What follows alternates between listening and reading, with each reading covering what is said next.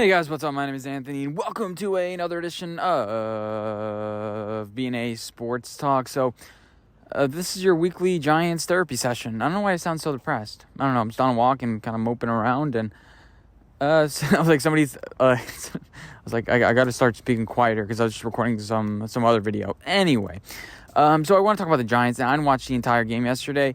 I kind of want to. I was driving from Gainesville, Florida, where my teams actually win. It was a fun weekend. We went to saw my old friends and whatever. Mississippi State had a game where we were playing Western Michigan, and we only won by like a touchdown. So it just shows how good that program is. So none of my teams are really doing that well. So I'm like trying to piggyback on the Gators again. Anyway, so the Giants suck.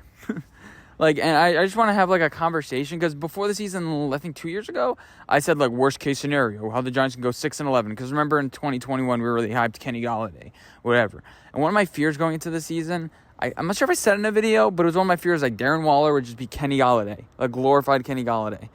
And now, no, that's not the case, but, Darren Waller's not getting this elite separation. He's a tight end going against corners sometimes, so you don't expect that to happen, but Darren Waller dropping passes kind of like Kenny Golladay did. He's like a notch up from Kenny Golladay, and that's not a glowing review. I don't see how he contributes, especially when a guy Daniel Bellinger is down. So that's going to be a continued problem for this team.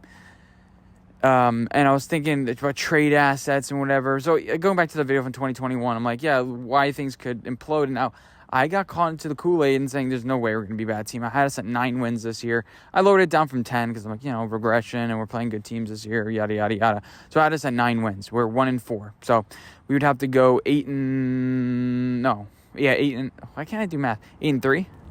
Is that right? No, 8-4. 8-4. Hey, that's not that bad. But no, we can't, because we can't even win a game. Now, we can't even score an offensive touchdown. It is end of 2021 bad with Jake Fromm bad. Tommy DeVito, is he going to come in? But I don't know. I feel like I'm not a professional football analyst, and I'm not expected to be up from the channel. This is a fan channel. From what I see and what everybody picking up on, I watched this play by the Lions where Jared Goff is pressured in 2 seconds, but he still delivers the ball accurately. Now, it is a pattern with Daniel Jones. We thought Jason Garrett, he's not aggressive. He's throwing curls. Now, I think Jason Garrett wasn't being creative enough, and he was, especially with the lack of wide receiver talent, it just compounded, and it was bad. We couldn't move the ball. But how much better or worse was that offense versus this offense? How much worse? Is it 5% worse? I don't know what percents mean, but how much worse was that offense? I don't think that much. It was just the curls and the whatever it was on those plays. And we have more offensive talent now, I guess. But it's not that much better per se than what it once was. So the Giants are kind of muddied up. And I think it's a Daniel Jones problem, because Daniel Jones can't read the field. He can't process after the snap unless it's laid out to him, unless he pre-diagnoses where he wants to go. He's doing better off structure, I guess you could say, but that's like a bad thing when you're off structure. He's not a Patrick Mahomes-ish. He doesn't do that. Missing wide open guys, and everyone does. Everyone does. You're not going to get everything from your offense. But then the offensive line's making it even worse. It's like, it just, when I'm watching the game, when I watch the Seattle game, again, I didn't see the whole Miami game. I was driving 9 hours. Sorry. It's just, he likes these short, quick, get the hand out of the ball routes. It's kind of like his crutch. It's like, when things aren't working, let's just go to that, and we'll just keep on doing that for the rest of the game. And when Tyrod Taylor comes in, all of a sudden he's throwing the ball deeper. It's his philosophy. It's the way Daniel Jones wants to play. We just have to figure that out. Now, let's have is it like a radio conversation about what happens with Daniel Jones? Where do I see this going? Because it happens, we have to have the conversation. We're 1-4 in our first 5. So, I think we just gradually phase him out. I can't even picture what it looks like. I couldn't even picture him being under contract, and that's what he's doing now. But I don't think he gets benched for Tyrod Taylor. This is exactly what people said would happen last year.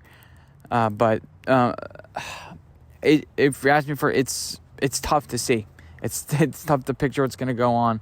I honestly think that Daniel Jones is not going to be our quarterback in 2 years, if I had to guess.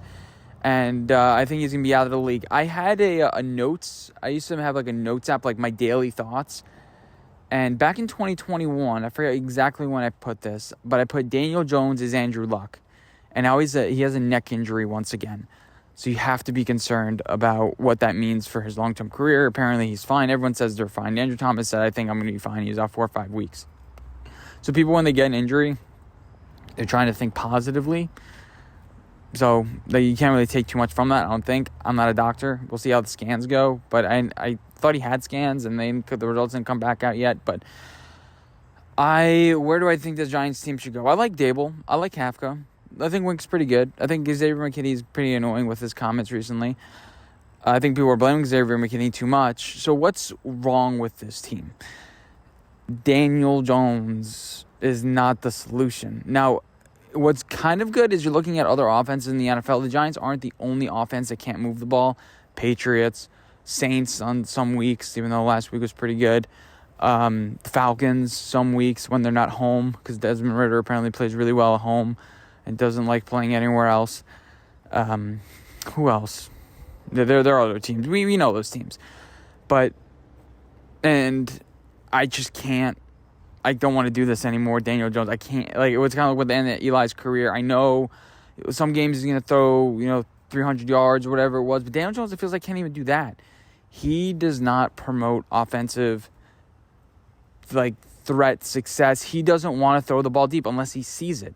He will not throw the ball deep. And now, he doesn't want to take those risks. He doesn't want to throw it like Jalen Hurts does it every week, whereas the receiver isn't open, he just throws it up. Now, is it because of our offensive talent and he just doesn't trust them? Should he trust them? I don't know the answer to those questions. I mean, Jalen Hyatt, I was watching the QB school in the preseason, and what's his name? I forget the QB school guy's name, but check him out. Whenever he makes a Giants video, I'm always glued. But he's talking about Jalen Hyatt, how he's not really developed yet, and he doesn't really know nuances of the route. So eventually, I think Jalen Hyatt gets it. But he's throwing it short. There are a bunch of receivers that are trying to get open and are open sometimes. You just need to trust them more. Just air it out down the field. And now he's just broken because the offensive line, and he's feeling pressure. It's just an untenable situation right now. And I'm not sure if I've ever used the word untenable, but there it goes. That might have been the first time I ever used it. But Andrew Thomas, I'm trying to be positive. What's going to happen? Andrew Thomas comes back. Trying to think. And then your offense goes. You had Darren Waller. That's been somewhat working. Darren Waller can't really separate, and he doesn't. If you can't separate, at least make difficult catches. Help the guy out. I know Daniel Jones sometimes is slightly inaccurate. He's kind of known for that. But and he doesn't really put a lot of air underneath the balls. He doesn't overthrow that much. He usually underthrows, like what happened with Jalen Hyatt against the Cardinals. He just needs to have a philosophy change, and I don't know where that comes from. Is it confidence? I mean, he was rolling against the Colts, and felt like he was airing things out. Not really too much either at that point. But if we're a top 5 pick, you have to draft a quarterback. I don't care offensive line. And what are the tradable pieces? I may make a video. I want to put more thought into that. I was going to make just a quick BS thing about here are the players that we can trade. I don't know. But can you trade Evan Neal for a 5th? Kind of like what the Raiders did with Alex Leatherwood, which is Alabama offensive lineman, man. Not a good track record. The only one that's been pretty good is Jedrick Wills. It's not like he's a road grader. Darren Waller, do you try to get him for a 3rd-round pick? But, where do you trade him to? The Chiefs, they're looking for weapons. So I'm gonna have a more well-developed video about that. And as far as the defense, I really can't diagnose what's going on. A'Shawn Robinson flashed in some plays. Dexter Lawrence didn't have the greatest game. Thibodeau is just Thibodeau. And I want to watch the defense more in depth and have more developed conversations for a different day. Because I don't want to BS you, and I need to make some shorts and videos and whatever, pump that out before my things get hectic. Actually, no, I have fall break at the end of the week. Never mind. No, I'll have a lot of time to look down and diagnose and whatever it is. But if I had to predict right now, the Giants are going to have 5 wins at the end of the year, and we're going to be a 7th overall pick, and Brian Daboll is not going to get fired because John Mara can't do that, and Daboll's going to be a good coach, and I think we should keep him because remember all the good things we were saying in him before the season. I don't think it's completely his fault, but at least he has some blame for everything that's been going on. But I hope you guys enjoyed this video. Let me know what you guys think.